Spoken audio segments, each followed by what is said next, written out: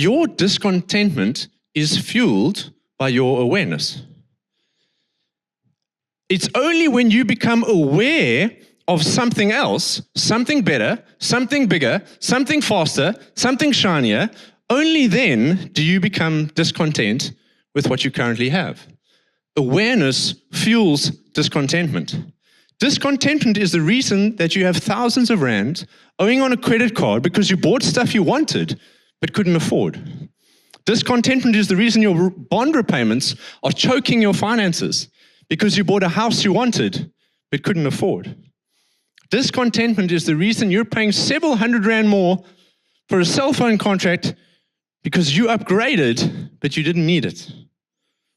Andy Stanley has a simple definition for discontentment that goes like this. Discontentment is the dissatisfaction you have with what you have. You know, until that awareness of something better snuck in, you were content. You had contentment. You were happy with your phone until someone showed you their shiny new iPhone 16 Pro. Ooh, I want it. It looks good.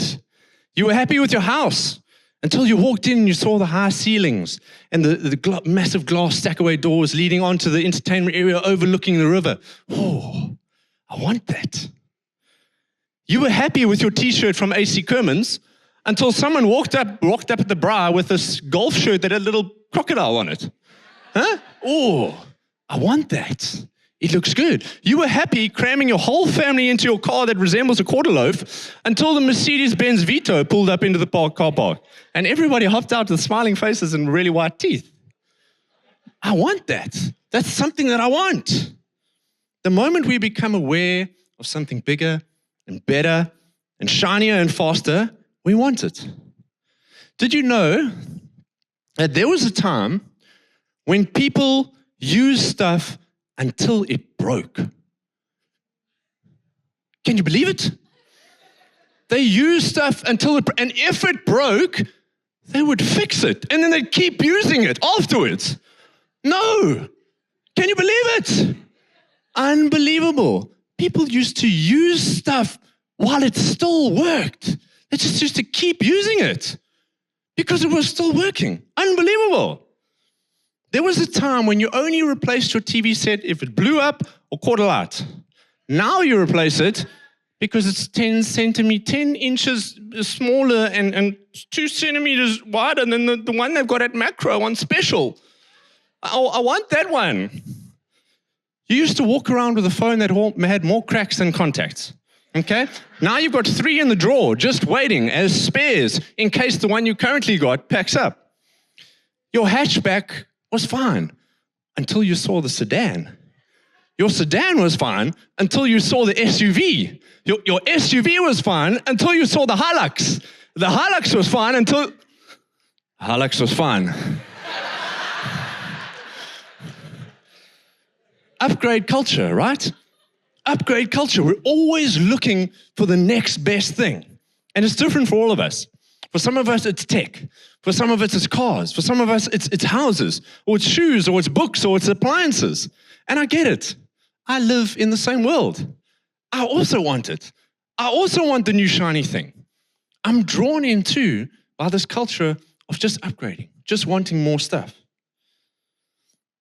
The moment we find out that there's something new on the market, whatever your little niche is, what do? You're straight on the internet. You're researching. How can I get this thing? How much does it cost? What color does it come in? When can it be delivered? I want it. I need to have this thing. Am I speaking to anyone in the house today? We want it so badly. We just want this stuff. Do you know what we call this desire? An appetite. How many of you have ever satisfied an appetite? I have. I did it this morning. Actually, I didn't. I haven't eaten breakfast.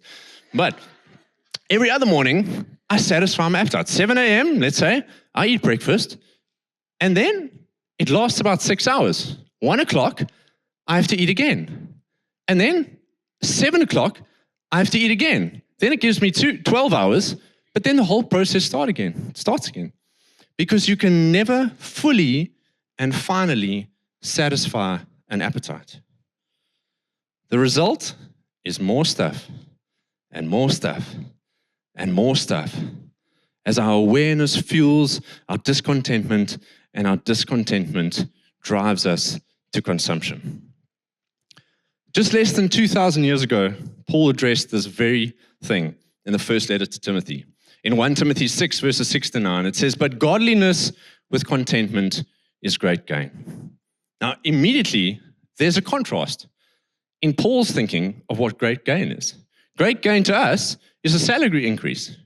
Great gain to us is a new flat-screen TV. Great gain to us is a duck egg blue smeg toaster. Great gain is all these things that we want to just accumulate in the world. But Paul's saying, whoa, let's redefine great gain here. Great gain in this life is godliness, which means a life surrendered to God, becoming who God wants you to be, being more and more like God. And then we combine that with contentment, being happy with what you have, seeing the new and shiny and faster and brighter thing and saying, that's cool, I'm happy for you, but I'm happy with what I have. That's contentment. And when we combine godliness and contentment, Paul says that is great gain. Here's why that's a really good argument. If you look at the next verse, it starts with the word "for," which means he's going to explain what he just said in the previous verse. So it says, verse 7, "For we brought nothing into the world, and we can take nothing out of it." So if great gain is all about acquiring stuff, just getting more and more stuff, then when we die and we leave it all here, as this verse says, and as we know to be true, if any of you who have had someone pass away around you, you will know that their stuff was still there when they were gone. Our stuff stays here. We know that.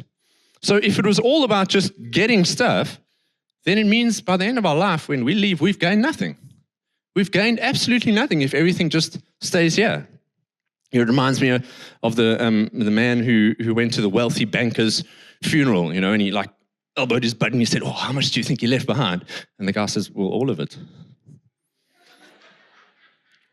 The reason great gain has more to do with your relationship with God and your contentment with what you have is because you are going to leave everything here anyway.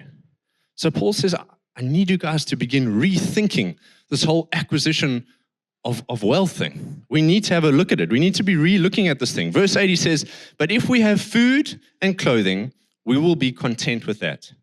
Those who want to get rich, that means those who want to live richly beyond their means, those who want to get rich fall into temptation and a trap, and into many foolish and harmful desires that plunge people into ruin and destruction.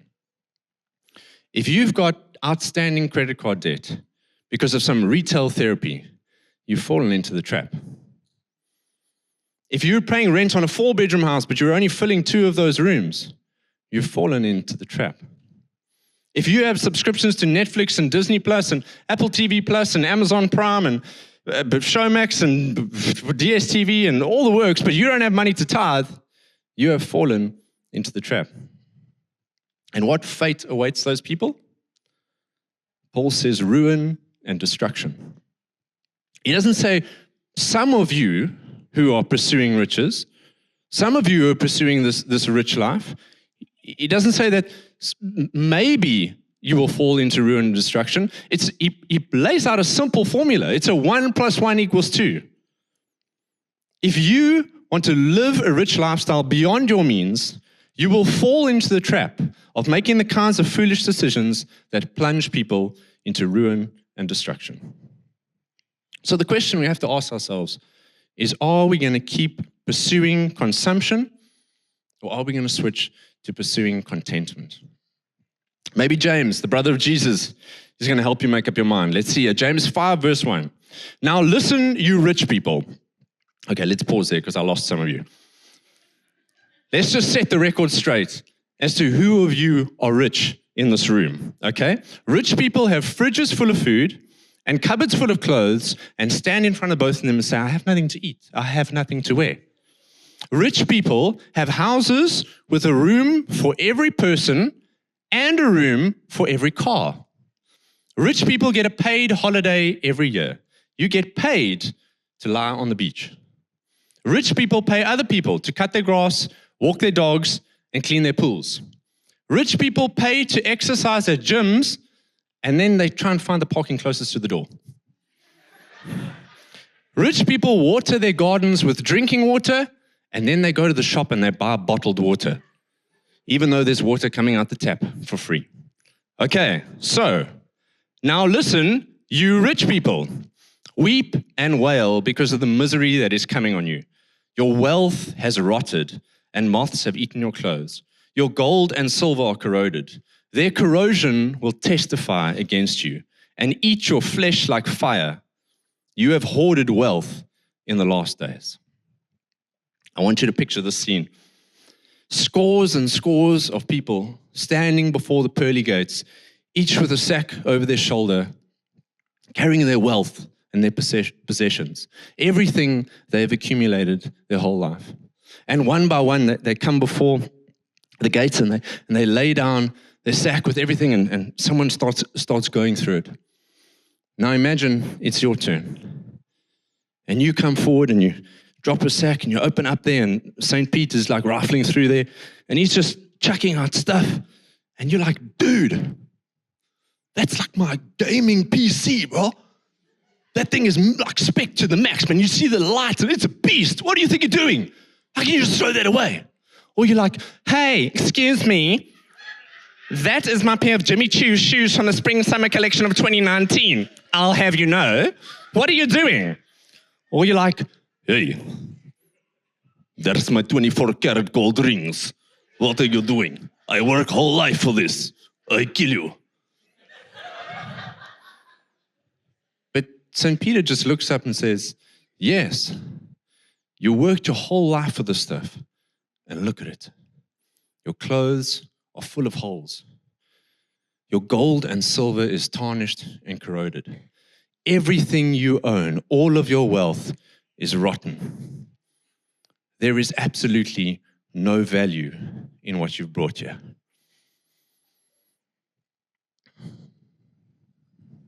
Verse 5, you have lived on earth in luxury and self-indulgence.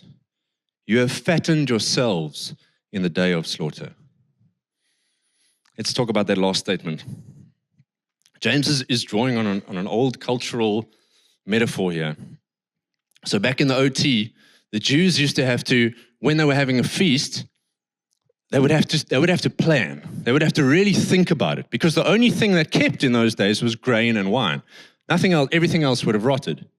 So when they knew they were having a feast, they would select a calf, put it in a pen, overfeed it, protect it, make sure it was fine, make sure it was getting nice and plump, so that the day that the festival and the feast arrived, there could be a massive celebration. They could slaughter the calf and they could enjoy and have fun and be merry. Now, you and I, when we have a feast coming, it's Christmas Day, we hop onto the Woolies app. 2 hours later, we've got a couple of gammons in the oven, and we're good. Christmas is saved.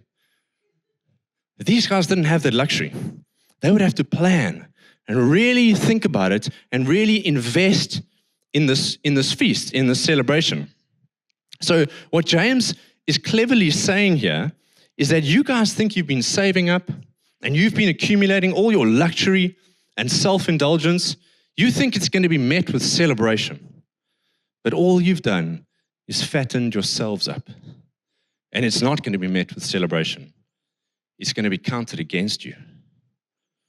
It'll be met with slaughter. It's heavy. James is painting a really clear picture here. He's saying that the stuff you're killing yourself to buy today will testify against you in the last days.